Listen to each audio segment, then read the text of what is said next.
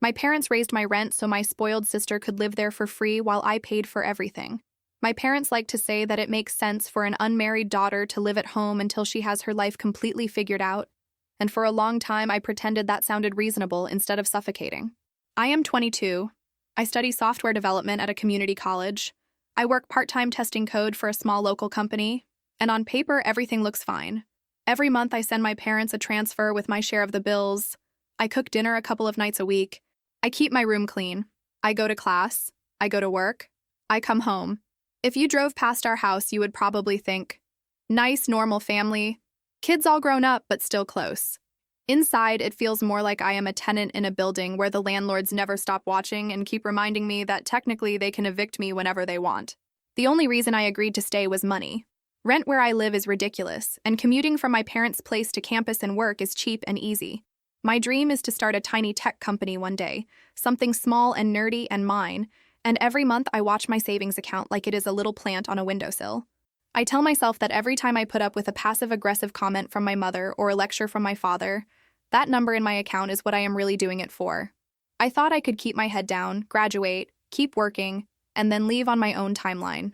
That plan exploded the day my older sister showed up on the front porch with her husband and their 2 kids and 3 enormous suitcases like she was starring in some low-budget reality show.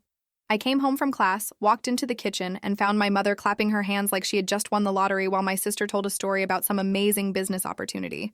The kids were running in circles with their shoes on. My father was nodding along like a commentator, and nobody had bothered to tell me that our already cramped house had just become a boarding house. My sister is only a year older than me, but we have never felt like we were from the same planet. When we were teenagers, she was the one sneaking out, skipping school, dating people my parents hated, and somehow she always got a soft, "We are just worried about you" talk, and then everything went back to normal. If I even came home 10 minutes late, my parents would be sitting on the couch with the lights on, asking for explanations like I had committed a crime. She failed classes, they blamed the teachers. I got an A-, they asked what happened to the plus. She got pregnant right after high school and married the boyfriend in a rush job wedding that my parents paid for, even though my father said he was not sure it was a good idea. They helped them get a small place, helped with furniture, helped with diapers, always with this proud tone like, "Look how generous we are, look how we support our children." Meanwhile, I was working evenings at a grocery store and trying not to fall asleep in class. About a year before the whole situation I am about to tell you, my sister announced that she and her husband were starting a business. Construction work, according to her, renovation projects, some big contract that was going to pay out so much money they would be able to buy a house in a better neighborhood and take care of everyone. My parents ate it up. They shoved money at them. They bragged to every relative about their daughter, the entrepreneur. They told me I should be more like her, less obsessed with screens. So when she walked back into the house that day, dragging those suitcases, she already had the script ready. The business was doing amazingly, obviously. And they had just landed a huge job, obviously. But they needed a place to stay for a little while paperwork went through and some payment cleared. My sister smiled and said it would be just a few months. And my parents were already nodding before she finished her sentence.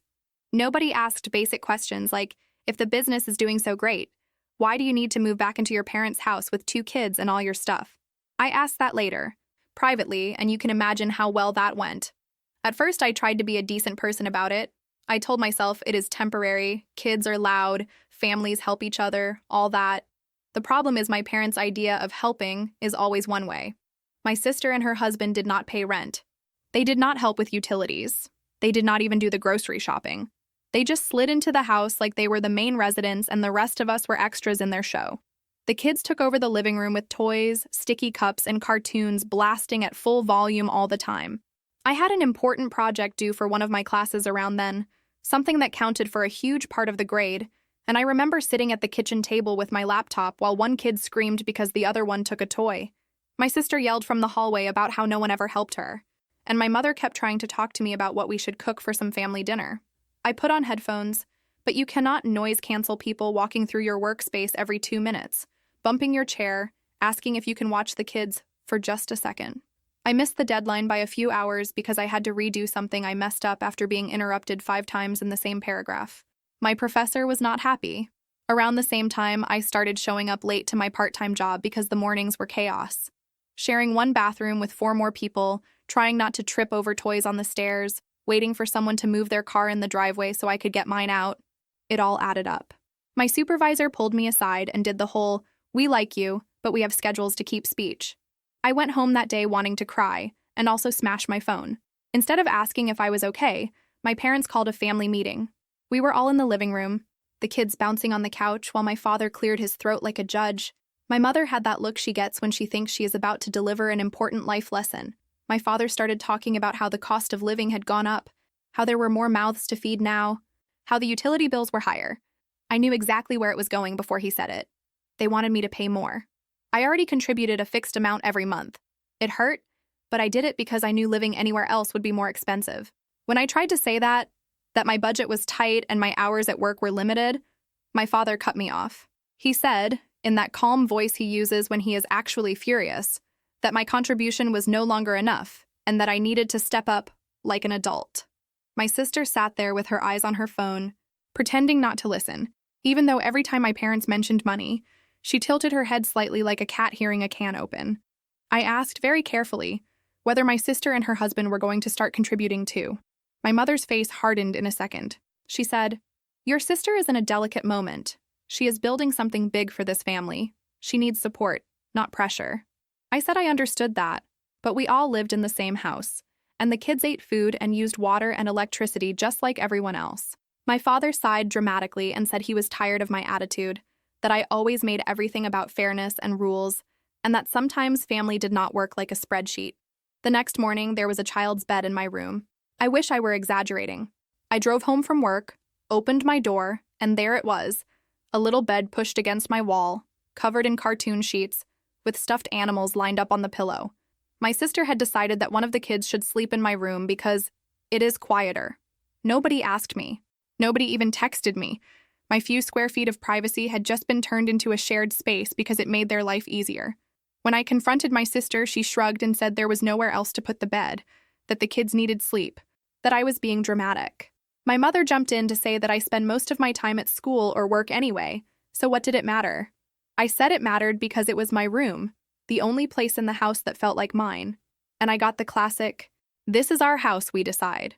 You know that feeling when you are angry enough that your hands shake, but you also know that if you yell, you will be the one labeled out of control? That. After that, it started to feel like every boundary I had left was optional. One afternoon, I came in and found my sister's husband standing by my desk, drawer open, flipping through papers. He jumped back when he saw me and smiled like he was just caught doing something cute. He said he was looking for a pen. My pens are on top of the desk, in a visible cup, so that made 0 sense. I walked over and saw that the folder where I keep my bank statements and some documents was sitting slightly out of place, and one page that I knew had been on top was gone. Later, I realized it was my most recent bank statement, the one with my full balance printed in bold at the top. That is how my sister ended up knowing the exact number sitting in my account. He left the room quickly, still talking, still smiling, acting like it was nothing. That night, I bought a small lock for my main drawer and moved my important documents into my backpack. I slept badly, replaying the way he jumped when I opened the door. A couple of nights later, I was in my room trying to cram for an exam, the kids' bed empty for once because both children had passed out in my parents' room after a day of complete sugar chaos. The walls in our house are thin, so you hear everything whether you want to or not. I heard my sister in the living room talking low, and then my mother's voice, and then my father's. I was not trying to listen, but when you hear your name, you stop pretending that you are not. They were talking about my savings. My sister was telling my parents the exact amount that I had saved, down to the last few dollars, and I felt my stomach drop because there was only one way she could know that. My father sounded impressed. My mother sounded excited. And my sister kept saying things like, "She does not even use that money, it is just sitting there." And imagine what I could do with that investment. They were already calling it an investment and saying things like, "Family should help family." I sat on my bed, laptop open in front of me, and I felt like the floor tilted a little. It was this mix of anger and humiliation and this weird sense of being hunted. My parents had always controlled my schedule, my friends, my curfews. I never imagined they would go after my savings too.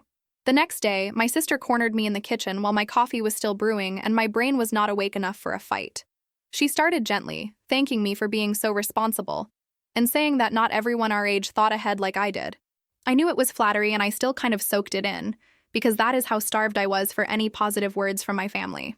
Then she slid into the real reason she was there. She wanted me to put my savings into the business. According to her, They had this big contract lined up. All they needed was a little cash to hold them over until the client paid the first installment. She said I would get my money back in a few months, plus extra, and that we could maybe even buy a bigger place where we could all live more comfortably. She kept using the word we like we were a team. Her husband showed up halfway through with spreadsheets on his tablet that he claimed proved how safe and profitable it would be. I said no. Not soft, not let me think about it.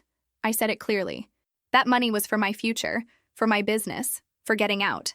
I had worked crappy jobs and skipped going out with friends and bought the cheapest food I could find to grow that number. I told her I was not comfortable mixing family and money like that, especially when I had never seen an actual contract or invoice from this so-called big project. Her whole face changed. The sweetness dropped off like someone flipped a switch. She called me selfish. She said I thought I was better than everyone because I studied technology and had a little job with computers. She said I was letting my niece and nephew suffer in a crowded house while I hoarded money in a bank account for some ridiculous fantasy. Over the next few days, my parents joined in, like they had gotten a memo. My mother cried at the dinner table about how she never imagined raising a daughter who would turn her back on her own sister. My father gave speeches about how in a real family, no one says mine, only ours. They talked about how they had paid for my education so far and how without them I would not be where I was. They did not mention that I had also been paying my way for years. Every time I tried to explain that this was not about love, it was about trust and history and math, they acted like I was stabbing them in the back. In their version of the story, I was the cold, calculating one, and my sister was just a dreamer trying to give her kids a better life. The breaking point came during dinner one night when my sister's phone rang, and my mother grabbed it off the table, already saying hello before even checking who it was. Her smile evaporated in 2 seconds. She walked into the hallway with the phone pressed to her ear. And the only reason I know this is because she did not close the door, and my sister turned the volume down on the television so low that we could all hear fragments. It was my sister's in-laws. They were yelling. Even from across the room, through the thin walls, you could hear the anger. My mother tried to calm them down, but her voice started to rise too. My father stood up and paced by the window. My sister stared at the floor like a teenager caught cheating on a test. The kids kept eating macaroni, oblivious. When the call finally ended, my mother came back into the room looking like someone had punched her in the stomach. My father sat down heavily. There was a long silence, and then he said, in this drained voice I had never heard from him, that the wonderful big contract my sister had been talking about for months had never actually existed. The company she and her husband had invested in had folded ages ago. The money my parents and her in-laws had given them was gone. They had been living with her in-laws for months, lying about deadlines and excuses while draining them dry, until the in-laws finally kicked them out. So the whole time my sister had been talking about waiting for some huge payment, she had already lost everything. For a second, I thought, that is it. They are finally going to see it. They are going to connect the dots. They are going to realize that giving my sister more money is like pouring water into a bucket with no bottom. I waited for someone to say it. Instead, my father turned to me. He said that this was why family had to stick together. That things had gone wrong, yes, but my sister had 2 small children and no home of her own, and that we could not just sit there and let them drown. He said I was the only one in the family with real savings, and that sometimes life threw curveballs, and you had to sacrifice for the people you loved. My mother nodded and added that maybe this was why God had allowed me to save that much in the first place, so that I could help now. It felt like I was listening to people speaking another language. They had just found out that my sister had lied to them for months, lost tens of thousands of dollars, used both sets of parents as walking wallets, and the conclusion they reached was that I needed to hand over my savings. Later that night, my father knocked on my door and sat on the chair by my desk like he used to when I was a kid, and he wanted to have a talk. He told me they had decided, as the heads of the household, that I would need to use my savings to help my sister get back on her feet. He tried to sound reasonable. He said I was young, that I would have more time to save again, that my plans could wait a few years. He said my sister did not have that luxury because she had children. He did not phrase it as a question.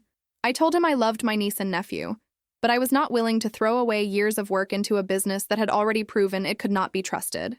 I reminded him that my sister and her husband had lied about their situation, had stolen time and money from everyone, and that giving them more would not fix that pattern.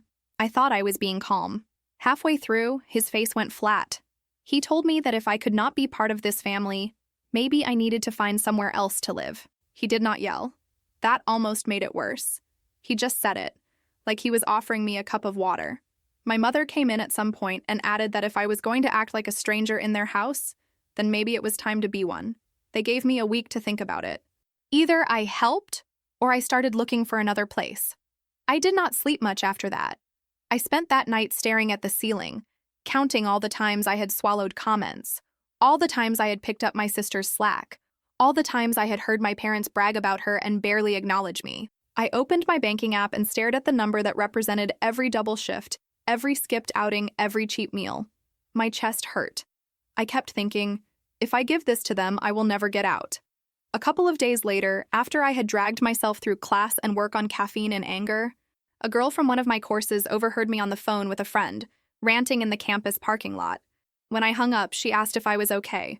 I gave her the watered-down version, just enough to explain that I might need a place to stay soon. She blinked and said, "Wait, you are looking to move out? My roommate just told me she is transferring at the end of the month. I am going to need someone to split rent." That was the first moment in weeks that felt like oxygen. Her place was small, in a not-so-great building a bus ride away from campus. But it was within my budget if I tightened everything. We went to see it together on a Saturday. The living room was tiny, the kitchen was old, and there was a weird stain on the hallway carpet that the landlord blamed on a previous tenant's art project. But the bedrooms had doors that locked. There was no one yelling in the background, no children's beds shoved into other people's spaces, no parents who thought my bank account belonged to them. By the time we left, my brain had already started calculating. I could pay my share of the rent and bills, buy groceries, and still tuck away a small amount every month if I picked up a few extra hours. It would not be as much as before, but it would be mine, and my sanity was worth more than interest. I did not tell my parents anything. Instead, I started moving out in pieces. After work, I would put a couple of boxes in the trunk of my car, drive to the new place, and unload them. I took my clothes first, then my books, then my personal stuff from the bathroom. I left the furniture my parents had bought because I did not want to give them any reason to claim I had stolen anything. I bought a cheap mattress online and had it delivered straight to the new apartment.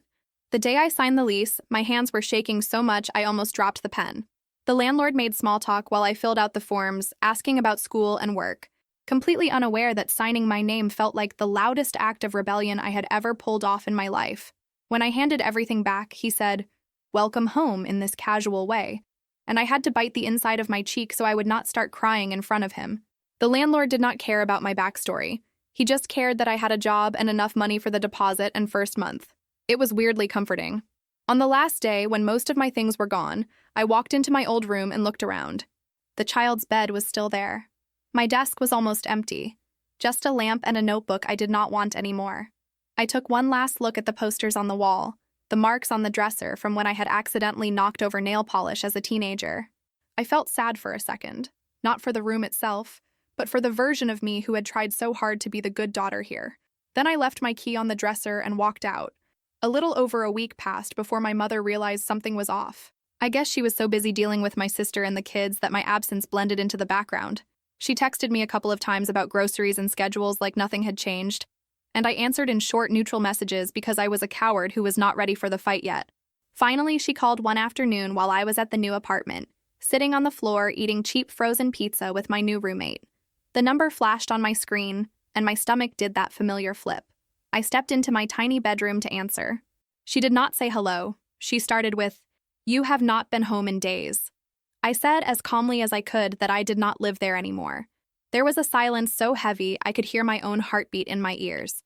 Then she laughed, this little disbelieving sound, and asked what I was talking about. I told her I had moved out, that I had signed a lease with someone from school, that I had already taken my things. I said it simply, like I was reciting a fact from a quiz. She lost it. She started yelling about how ungrateful I was, how they had given me everything, how I had sneaked around like a thief. She said they had counted on my money to get through this difficult time, that I had abandoned them in their hour of need. She never mentioned giving me a choice between handing over my savings or leaving. In her version, they had just lovingly invited me to help, and I had run away. I reminded her, maybe louder than I should have, that I had always paid my share, that my sister had been living there rent-free, that my savings were not some community fund to fix every disaster my sister created. She started crying, saying I was breaking her heart. My father got on the phone at some point and told me I had embarrassed them in front of the relatives, that everyone knew now that their youngest daughter had turned her back on family for money. I felt my throat closing up. My hands were shaking again. At some point, my mother said something like, "You will regret this when we are gone." And that was the moment something in me snapped. I said that I loved them, but I was done being the emergency fund and emotional punching bag for everyone in that house. Then I hung up. I blocked her number. My roommate had been there when I hung up. She did not say anything at first, just handed me a glass of water and sat down on the floor next to me like we were at some weird sleepover. Later that night, she asked if I was okay. Really okay. And I gave her the shortened version of the whole disaster. She listened without interrupting, and when I finished, she said, "Your family trained you to feel guilty just for existing with a spine." It made me laugh and cry at the same time, which honestly summed up that entire week. For the next few days, my phone turned into a small war zone. Calls from unknown numbers, messages from relatives I barely knew, even a voicemail from my father's work line. Everyone had a version of the same speech. Family is everything. How could you do this to your parents? Your sister is struggling, your poor niece and nephew. No one asked if I was okay. No one asked what it had been like living in that chaos. One of my uncles showed up at my job during my lunch break. Like this was some kind of intervention. He sat across from me in the break room and said he was there as a neutral mediator, that surely we could work something out. Maybe I could at least give them part of my savings. I told him I did not want to discuss my finances with him. He looked offended, said he was only trying to help, and that I was letting pride ruin my relationships.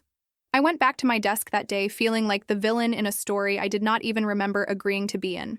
Nights were the worst. I would lie in my new bed, listening to the unfamiliar sounds of the building, wondering if I had overreacted. I replayed every conversation with my parents, every time my sister had twisted a situation, every time I had been expected to clean up a mess I did not make. I cried. A lot, which I am not proud of, but I am also not going to pretend I walked away from my family without bleeding. About 3 weeks after the big bombing of my phone, there was a knock on my apartment door close to midnight. My roommate was away visiting her parents for the weekend, so it was just me. I froze for a second, because apparently I live in a world now where late-night knocks make me nervous. I checked the peephole and felt my stomach sink. It was my parents. They were standing in the hallway, both of them soaked from the rain, my mother clutching her purse like it might float away, my father with his hair plastered to his forehead. They looked smaller than I remembered, which made me feel this tiny stab of guilt even before anyone opened their mouth. I cracked the door and asked what they were doing there. My mother said they needed a place to stay for a little while. My father said it was just temporary, that they were in a complicated situation, and they thought maybe we could help each other. The wording made me want to laugh and scream at the same time. I pointed out that I lived in a tiny 2-bedroom apartment with another person, that there was literally nowhere for them to sleep except maybe on the floor. My mother said they could take my roommate's bed until she comes back, like it was some kind of hotel. I asked the question that had been hanging over the whole scene. Why were they not at their own house? There was a long pause. And then my father sighed and told me that after our fight, things had gotten tense at home. My mother had discovered that some cash she kept hidden for emergencies was missing. She confronted my sister's husband about it, and he admitted that he had taken it to cover some business expenses. My mother went nuclear. My sister took her husband's side. There was a huge fight, insults, threats. According to my parents, my sister screamed that they had no right to judge her after everything they had made her go through, which is wild considering they had basically sponsored her entire adult life. Anyway, at some point, my sister told them that if they did not like how things were, they could leave. My parents thought she would calm down, that it was just a tantrum. They packed a couple of bags and went to stay with a cousin in another town for a few days, expecting that by the time they came back, everyone would be ready to talk. When they returned, the locks had been changed. My father said they stood on the porch in the rain, knocking and ringing the bell while the lights were on inside. Eventually, my sister's husband appeared at an upstairs window and told them that the house belonged to them now, because they were the ones actually living there, paying the utilities, taking care of the kids. He said my parents had made it clear that my sister was on her own. So fine, she was on her own. My sister yelled from somewhere inside that they could call whoever they wanted, but she was done being treated like a burden. My parents thought about calling the police, but they were humiliated and tired and, in my father's words, did not want the neighbors to see a scene. So instead of standing up for themselves at their own front door, they walked away and eventually ended up at mine. They wanted me to let them in without questions. They wanted to roll their suitcases over my boundary like they had rolled my sister's kids into my old bedroom. For a second, I imagined it, the way my new quiet life would disappear under the weight of all their drama, the late-night guilt speeches, the subtle comments about how much nicer their situation would be if I had just helped when they first asked. The way I would end up paying for extra groceries and utilities while they got back on their feet. I told them no. Not immediately, not coldly. I opened the door wider so they were not standing in the hallway. I offered them towels. I made them tea in the tiny kitchen. We sat at the little table my roommate had found secondhand, and my parents told me more details about how my sister had treated them. Part of me felt genuinely sorry for them. Another part of me kept thinking, you picked your favorite, and this is where it got you. My father said they had nowhere else to go, that their cousin could only host them for a couple of nights, and that their savings were tied up because my sister had convinced them to put some of it into that doomed business. My mother kept looking around the apartment like she was cataloging everything, maybe comparing it to the life she imagined I should have, maybe wondering how this little space had become off-limits to her. I took a deep breath and told them I could not let them move in. My mother stared at me like I had slapped her. My father asked if I was really going to leave them out in the cold after everything. I said they were not out in the cold. They had money. They could get a motel room for a while. They could use whatever income they had left to find a small place to rent. My mother said their accounts were low and that they did not have access to certain funds because of the way things had been set up around the house. I said, and I will admit this was petty, that maybe they should ask my sister for help, since she was the one they had always believed would take care of them. My father flinched. My mother started crying again. She said I was being cruel. I said I was being honest. I reminded them that when they pressured me to give up my savings, it had not felt like love, it had felt like entitlement, and that I was not willing to recreate that dynamic here. I told them I hoped they got their house back, but I was not their backup plan. They left that night. I watched them walk down the hallway, dragging their bags, and I felt like the worst person alive, and also like I had finally done something right for myself. Both feelings sat in my chest side by side, refusing to move. After that, things went quiet for a while. I heard updates through a cousin who still talked to everyone and seemed to have turned into the unofficial family news station. My parents had hired a lawyer and started the process to get back into their own house. It turns out you cannot just change the locks and claim a property because you feel like it. It took months, though. There were hearings, paperwork, a lot of back and forth. I stayed out of it. Whenever my cousin tried to loop me in, I told her I did not want to be put in the middle again. Eventually, a judge granted some kind of order that allowed my parents back into the house. By the time they got inside, it barely looked like the place I had grown up in. My cousin described it to me over the phone, voice flat with disbelief. Walls painted random bright colors with streaks where the kids had apparently helped. A bathroom upstairs with a busted pipe that had leaked long enough to stain and crack the ceiling in the living room. Broken windows, trash bags half done, expensive electronics gone, jewelry gone, photo frames smashed. On top of that, some neighbor had called child services after seeing my niece and nephew running around outside half-dressed and hearing constant screaming. One of the kids had shown up to school with a broken arm that did not match the story my sister and her husband told. So on the heels of the property mess, there was an investigation into whether my niece and nephew were safe.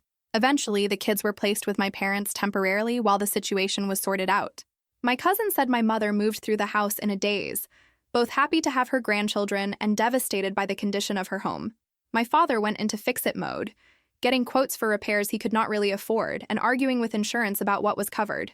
One day, my phone rang with a number I did not recognize, but the area code suggested some kind of local office. Against my better judgment, I picked up. It was someone from child services. They said my name, explained they were trying to identify family members who might be able to take in my niece and nephew, asked about my living situation. I told them the truth. I lived in a small apartment with a roommate. I worked and studied. I could barely keep my own life afloat. And as much as I cared about those kids, I was not in a position to be anyone's primary caregiver. The woman on the phone was kind. She said she understood. She said they were just checking all options. When we hung up, I sat on the floor of my room and cried until my eyes hurt, because even after everything, I still felt like I had failed someone. My parents did not know about that call. What they did know was that raising 2 kids again at their age was exhausting and expensive.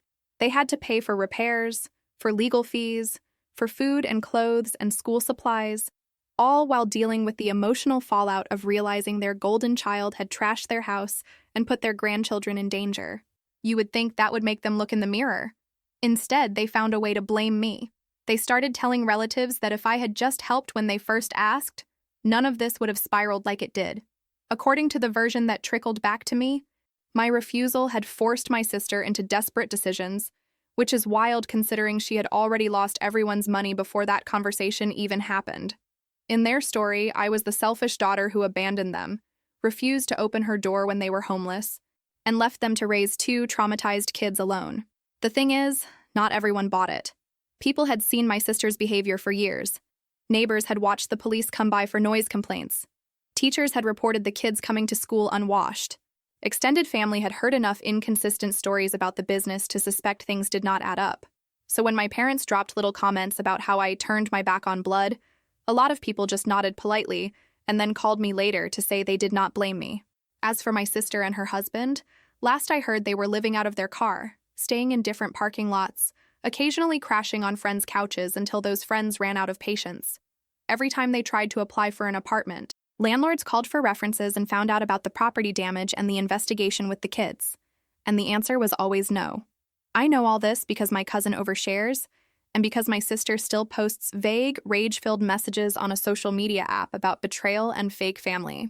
Sometimes I stalk those posts like an idiot, scrolling through the comments, seeing her friends tell her she is strong and misunderstood, that one day everyone will see the truth. I start to type something, then delete it, because there is no point. She is living in a story where she is the victim, and no paragraph from me is going to change that. Meanwhile, my life is not some magical happily ever after. I still work too much. I still freak out about money. My roommate and I fight sometimes about dishes or noise or who forgot to take the trash out. There are days when I miss having a house with a backyard and someone else cooking dinner. There are nights when I lie awake and wonder if I could have done anything differently, if there was some version of events where I kept my savings and my family. But there are also mornings when I wake up, make coffee in my little kitchen, open my laptop, and realize that no one is going to burst into my room asking me to watch their kids for just a minute. No one is going to dig through my drawers. No one is going to look at my bank account and see it as theirs. A few months ago, my supervisor at the testing job recommended me for a better position in another team. It pays a little more and gives me more hours. I grabbed it with both hands. I started taking on small freelance projects too, nothing huge, just fixing code or building simple websites for people who needed them. Slowly, my savings started to grow again, this time in an account my parents do not even know exists. I still see my parents sometimes. Holidays, mostly, when my cousin insists on hosting something neutral. We are polite. We ask each other about work and health and the kids. My niece and nephew have learned to run into my arms shouting my name again, which breaks my heart in this complicated way because I love them. And I also remember the little bed shoved into my room without anyone asking. My mother still throws out little comments about how hard it is to manage everything alone, about how nice it would be if someone with a good job in technology could help out more. My father still sighs heavily when money comes up, still looks at me like I am a bank he cannot access anymore. I answer in vague words and change the subject. I help in small ways sometimes, buying gifts for the kids or bringing extra food, but I do it because I choose to, not because someone guilted me into opening my wallet. People sometimes hear the short version of this story and say, I am strong for going no contact and then adjusting it to low contact, for setting boundaries, for choosing myself. I do not feel strong. I feel like a regular person who finally got tired of being treated like the emergency exit in a building that everyone else was allowed to burn down. If there is any lesson here, and I am not pretending to be wise enough to give one, it is that sometimes the only way to stop being the backup plan is to let people fall out of the safety net they built without you. It hurts. It looks ugly from the outside, and people will absolutely paint you as the villain in their version of events. But at some point, you have to decide whether your whole life is going to be spent cleaning up the same messes for the same people. My name is Tessa. I am 22. I live in a small apartment in a not-so-fancy part of a mid-sized city in the United States. I pay my own rent. I study. I work in tech. I have a little savings account that I guard like a dragon. My family thinks I betrayed them. Maybe they will always think that. Maybe one day they will see things differently. Either way, I finally chose myself. And for the first time in a long time, when I look at my life plans, I can actually imagine them belonging to me. That does not mean everything suddenly makes sense now. I wish I could tell you that once I moved out and set boundaries, all the old guilt just packed its bags and left my brain. It did not. Some days it still feels like I am walking around with an invisible backpack full of family history that nobody else can see. I will be doing something totally normal, like debugging a piece of code or folding laundry, and my mind will toss in a memory of my mother crying at the kitchen table or my father saying, "You will regret this one day," like a pop-up ad I never agreed to. My roommate is the kind of person who grew up with parents that actually apologized when they were wrong, which I did not realize was a real thing outside of television families. One night we were sitting on the couch after a long day, sharing takeout noodles straight from the container, and she asked me what my parents were like when I was a kid. I thought about shrugging it off, but she had been there for the aftershock of the move and the midnight knock on the door, so it felt unfair to pretend everything started last year. I told her about the small things first. How my sister could skip chores and my mother would laugh and say she was tired, while if I forgot to take out the trash, my father would give me a whole lecture about responsibility and how the world would not go easy on me. How my sister could quit hobbies after 2 weeks and my parents would say she had a creative soul, while if I wanted to change anything, they accused me of not being committed. How, when we were teenagers, my sister got caught sneaking out and they blamed her friends. But when I asked for a later curfew for a school event, they acted like I was throwing away my future. My roommate listened, chewing slowly, her eyebrows scrunched together in this puzzled expression, like she was trying to solve a logic problem that did not quite add up. When I finished, she said, "So they trained you to perform for love and trained her to expect it for free." I laughed because it sounded dramatic, but the more I sat with it, the more it felt exactly right. No wonder my parents looked at my savings and saw a community resource. No wonder my sister looked at my boundaries and saw betrayal. A couple of months after I moved out, my cousin convinced me to go to a family event at her apartment. Nothing major, just a late afternoon gathering with food and kids running around. She promised my sister would not be there and that my parents had calmed down. I did not believe that last part. But I missed my cousin and I missed my niece and nephew, so I went. Walking into a room full of relatives when you know you are the current villain in the family group chat is a special kind of awkward. People get weirdly formal. They ask how you are in that voice that sounds like they are afraid of stepping on a landmine. A couple of cousins hugged me like nothing had happened. One aunt did the thing where she kissed my cheek and then whispered, "You should call your mother," in the same breath. My parents arrived late, which annoyed me because being on time is like my one neurotic point of pride. My father shook my hand like I was a neighbor he saw twice a year. My mother hugged me, but her body was stiff, like I was a coworker she did not really like. When she pulled back, she did that scanning thing with her eyes, taking in my clothes, my hair, my face, as if looking for visible signs of how I was living without them. The first half hour was tolerable. We talked about safe topics: work, school, the weather, the ridiculous rent prices.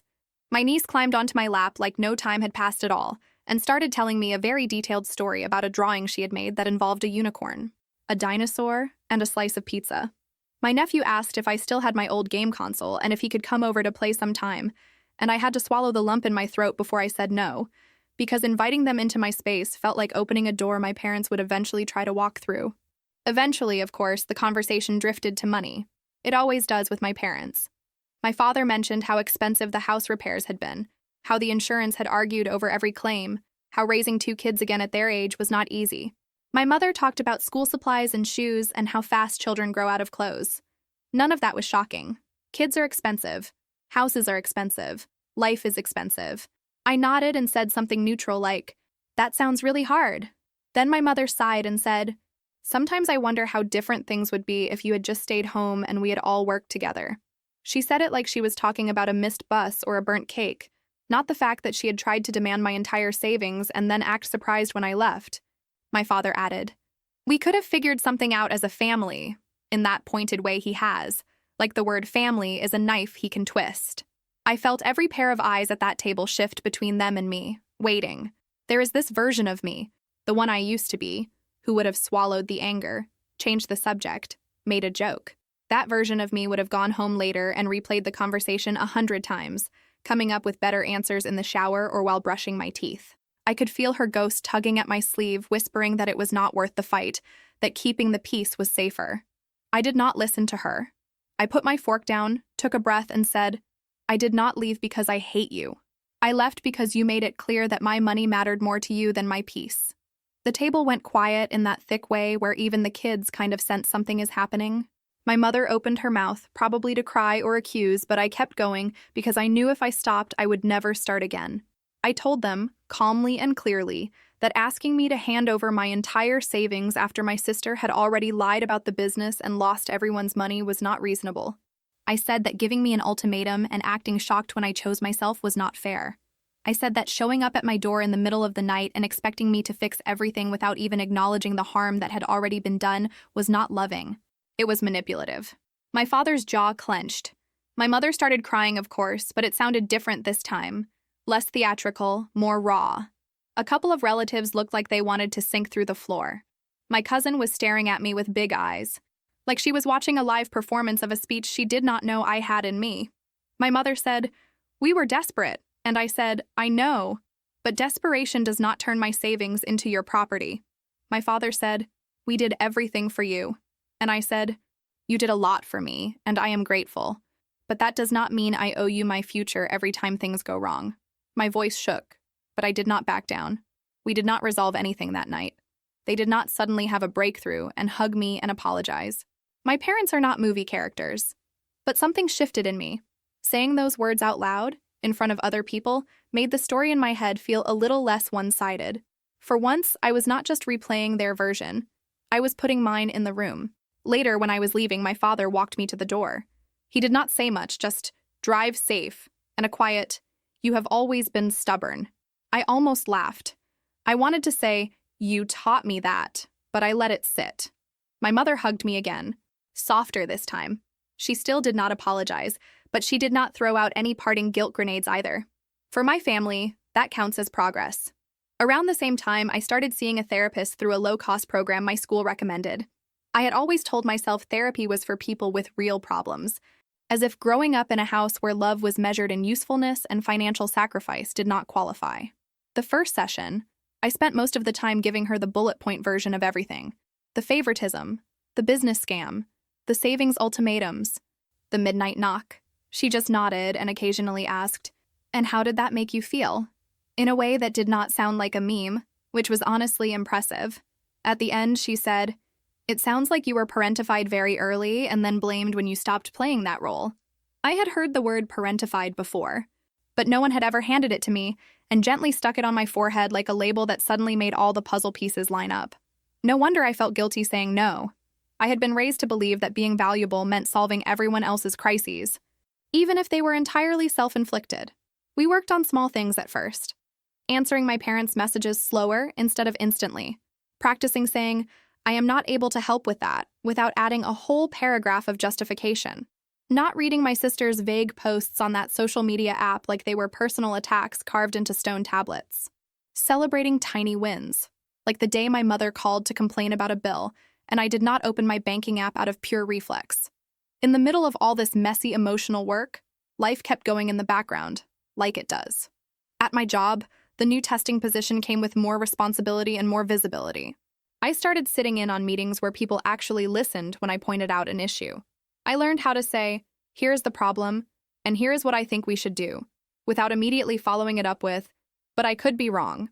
My supervisor, the same one who had once given me the talk about being late because of my chaotic home, pulled me aside one afternoon and said, "Whatever you are doing, keep doing it.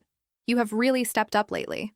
I almost cried in the office bathroom after that, which would have been embarrassing, but also on brand for me. So whatever.